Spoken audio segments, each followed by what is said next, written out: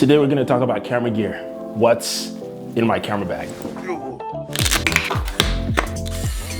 Okay, so every single year I make one of these videos.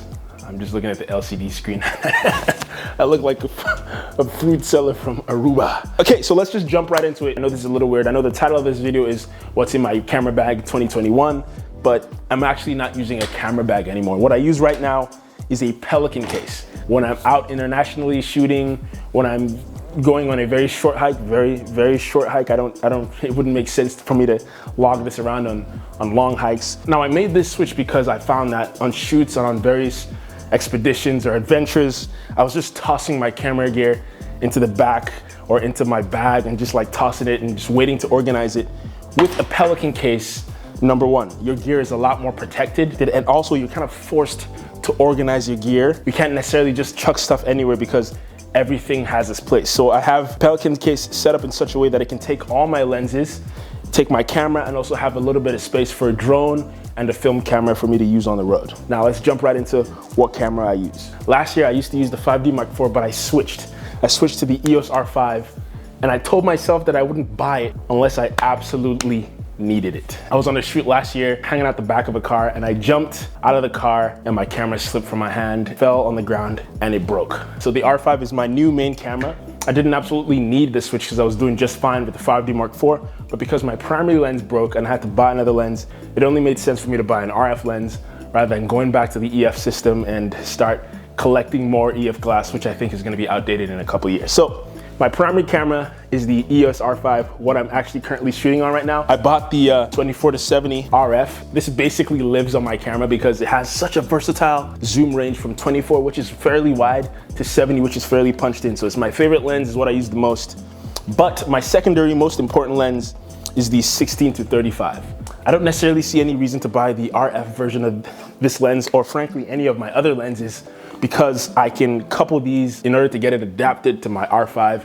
It's just a tiny little adapter that comes, it converts EF glass to RF glass. You just slide it onto the camera and everything just fits perfectly. So we got the main camera, which is the R5, the 24-70, which is my main lens, my wide alternative, which is the 16-35. And this is what I use for low light. For low light, I use the Sigma 20mm 1.4. It's very good at stopping down and letting a lot of light into the lens.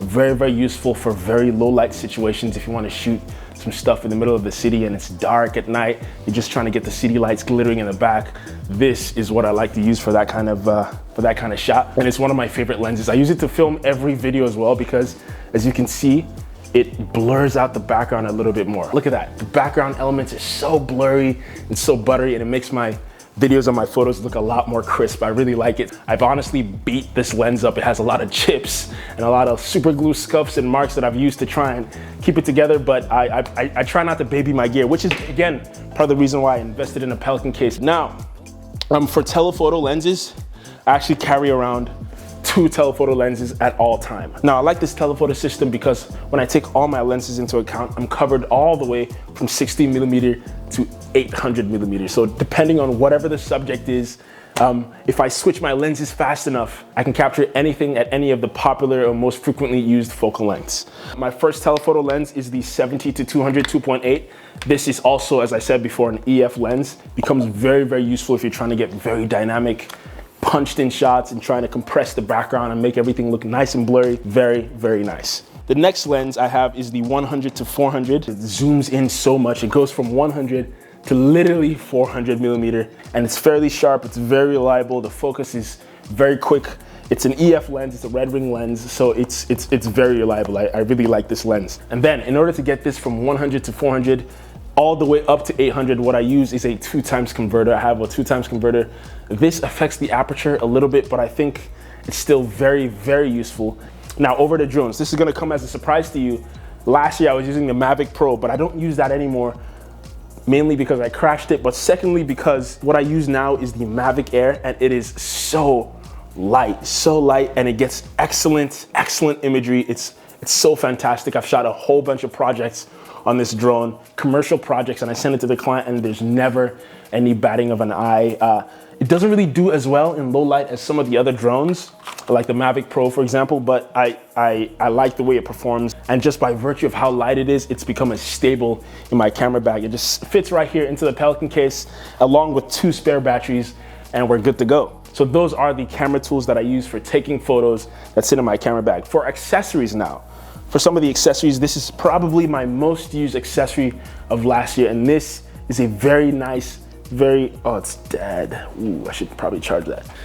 It's dead right now, currently charging, but that is the Pilot Fly Atom Cube RX1. I think it's a very reliable light, very rich colors that you can use for when you're trying to get very nice, low light, vibey photographs. And that's it, folks. That is what is in my camera bag for the year 2021.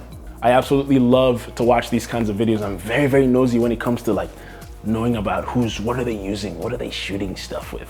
And I know people like this kind of stuff, so it gets me very excited to make this kind of videos every single year. And I can't wait to show you what I'm cooking up next year. But this is what's in my camera bag for 2021. I hope you've been able to enjoy this video. Thank you so much for watching. I'll see you in the next one. Peace.